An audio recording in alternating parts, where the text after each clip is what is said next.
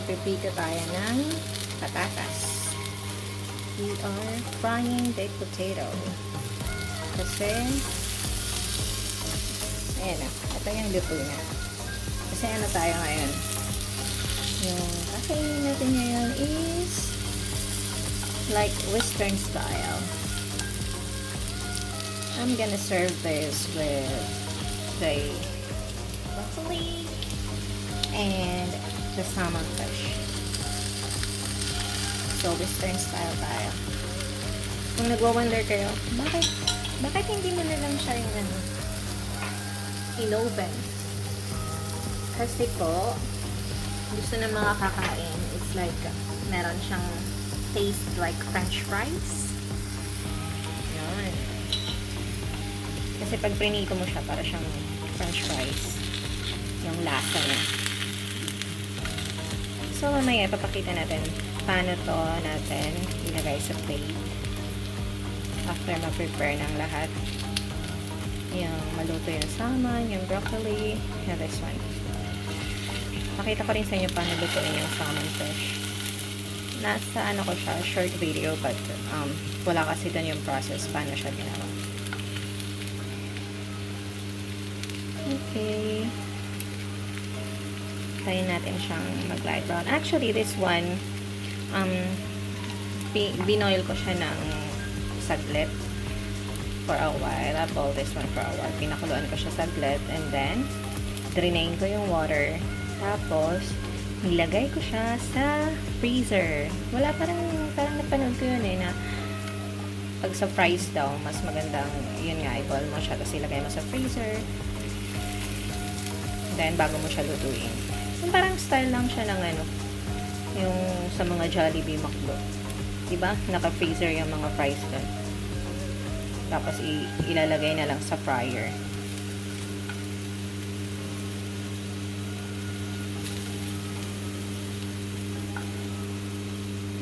Kaya, saglit lang din to kasi medyo part luto na siya. Kaya, hindi na. Ano rin yun? Isa rin yun sa hacks. Tips din yun para mas mabilis yung pagluluto mo. Diba? Eh kasi pag hilaw masyado pa yung pag hilaw talaga na potato yung ilalagay mo, matatagalan kang mag-fry. Tapos, mas madami kang makukonsume na oil. Which is iniiwasan din natin. Kahit gusto natin ng Western style is, mas maganda pa rin yung less oil. Hindi siya talaga tingnan nyo. Hindi siya naka-deep fry talaga sa oil kasi iniiwasan nga naman yung masyadong oily foods. Talaga. Okay. Mamaya, balikan natin yan. So guys, habang inaantay natin maluto tong patatas na to, ihanda natin yung sauce ng salmon. Papakita ko sa inyo yung ginamit kong sauce. Okay. Tayin natin siya. Tayin natin siya. And let's do this. So, ito yung gamit namin for the sauce ng salmon. This is honey Szechuan tea. Yeah, pwede siyang gamitin tea, tintahin para sa tea. Pero ginagamit namin ito siya sa salmon. Maganda siya sa salmon fish. But, pwede mo rin siyang gawin actually. You can also make your own, like, kung may honey kayo, and then you have lemon, then that's it. Yeah, dagdagan natin. Because we're making 4 salmon today. Yeah, we have 4 salmons in there. Okay. Like that, siguro. And, ang ginagawa ko is, nilalagyan ko rin siya. Nag-add din ako ng lemon.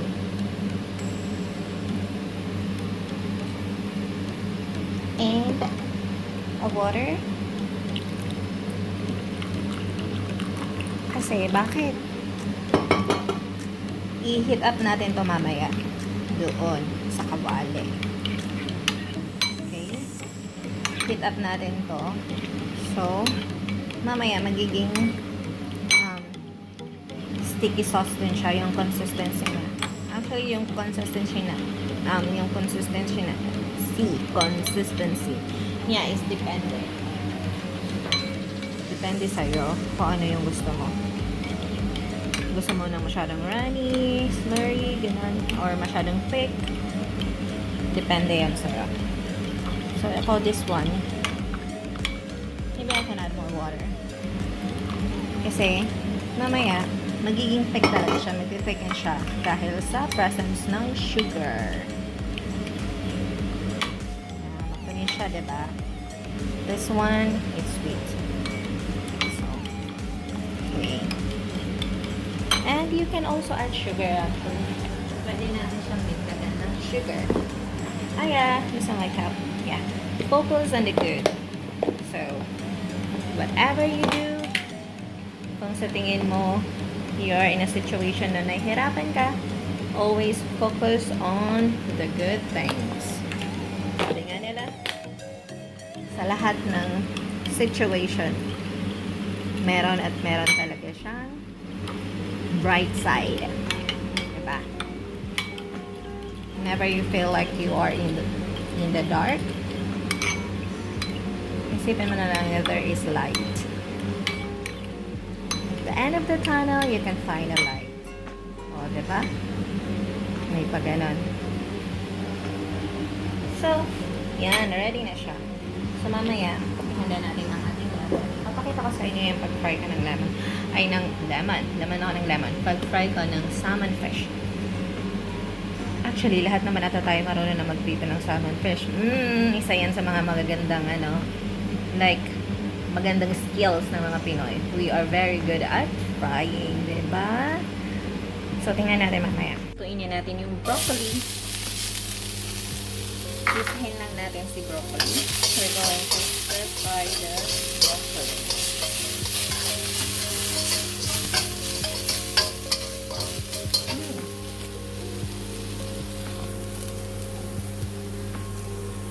Yes. Keep brown na siya. Let's add the veggies. Gusto lang yung ganyan. Malakas makasya.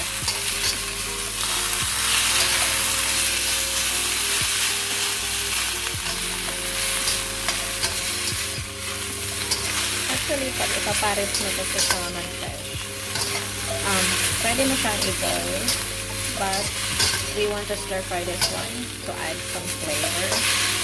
Kasi pag pure boil lang siya, para siyang, meron siyang ano ba tawag din? Yung parang lasa ng sa halaman. Diba yung grassy taste? Earthy taste? Plant taste? Basta ganun. Yung lasa ng veggie. Nandun siya. Whereas pag ini-stir fry mo siya and you add some sauce, ito siya, isalagyan natin ng oyster sauce, soy sauce, and a bit of sugar, and wine. Hindi na natin siya lalagyan ng asin because yung mismo is salty. Meron ng salty taste yung oyster at saka yung soy sauce.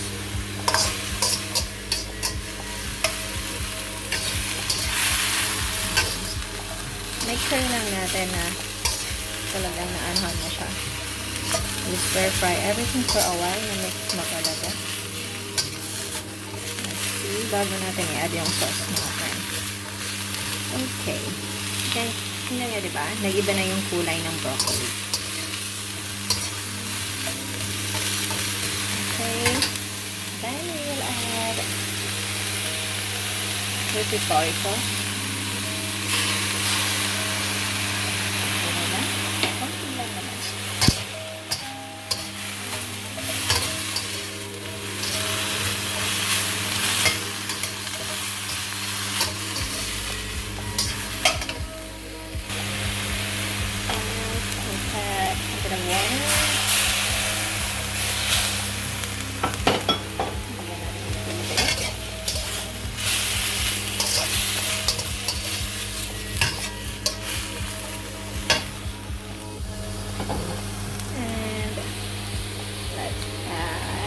Oyster sauce.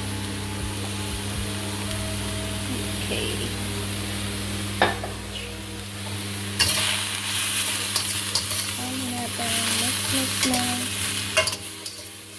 it. Mix it well. Naamoy ko na siya. Sarap na ako yan.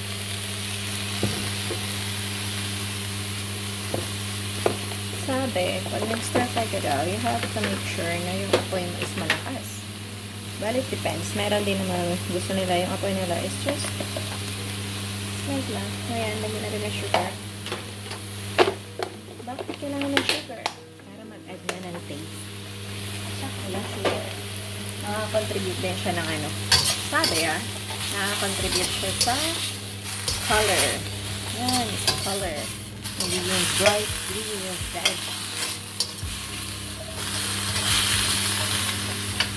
And then, let's add some wine. Sana sakto lang mabuhos mo, no? Malaki kasi itong bote. Okay. Yes. Okay, more. Yan.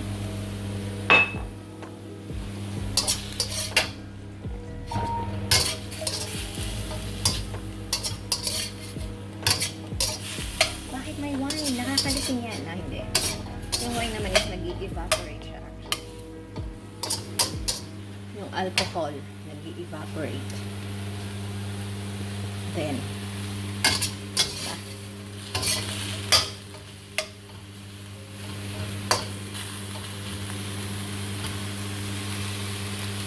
yan. Almost done na yung vibes natin. Ganun lang po siya kabilis lutuin.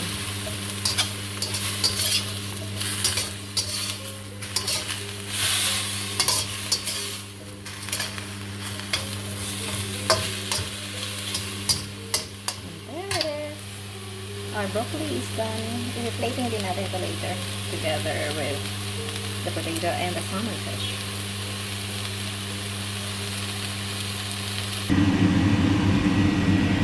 So, i-heat up natin guys yung honey lemon sauce. So, yan. I-heat up natin ito. Para sticky siya. Ngayon natin siya maging sticky.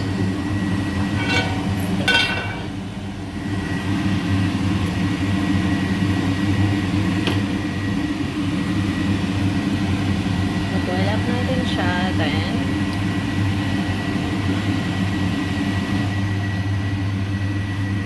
papaboil up natin to guys. Then, yung tagal ng pagpapakulo sa kanya depende sa consistency na gusto nyo.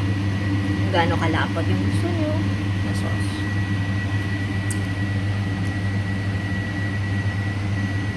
So, antayin lang natin siyang kumulo. Then, naka-ready na rin yung ating, ano ba tawag dito? Yeah, taste starch. Yan, naka-ready na rin siya. Ito yung ginamit ko para i-melt yung sugar sa top ng mag-caramelize yung sugar sa top ng salmon fish skin. Oh, look. They're all lined up. Apat kasi kami kakain. So, we have 4 plates here.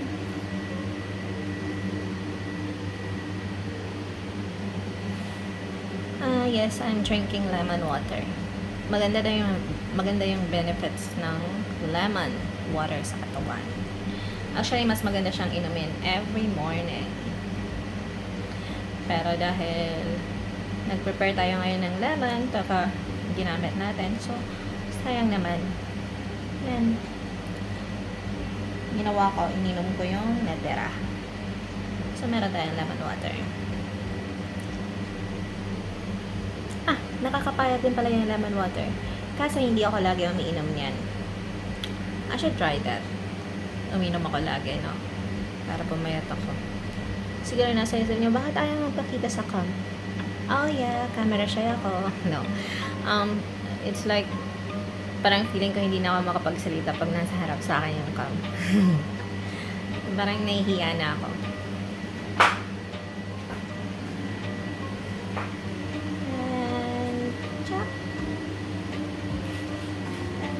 Switch here. Oh, look, it's boiling. Kumukulo na siya. But still water. Hindi pa yun yung gusto natin. Let's try the taste. Tama ba yung tinta? Good.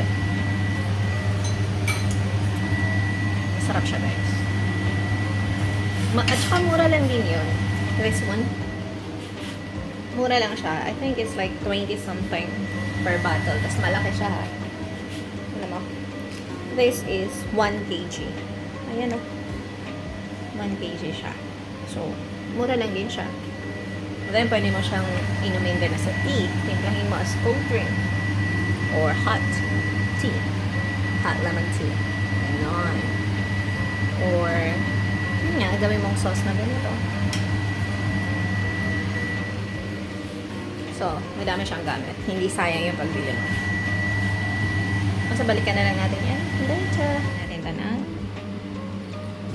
Oops. Sabi nila, practice makes perfect. Charan! Charan! It's not really perfect. This one is, that one a little bit.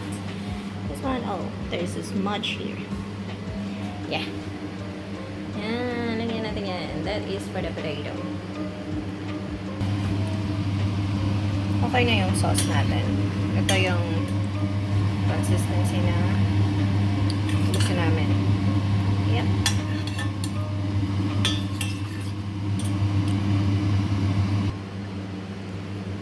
So guys, nilagyan ko ng sauce. Yung bawat plate ng ganyan. Then later, add natin yung salmon dito. Yes, like that.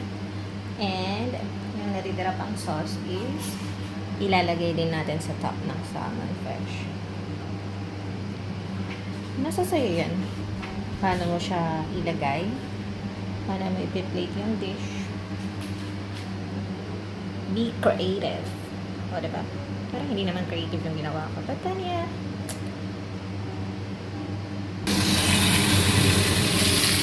Ayan, guys. Prinitito na natin yung salmon fish.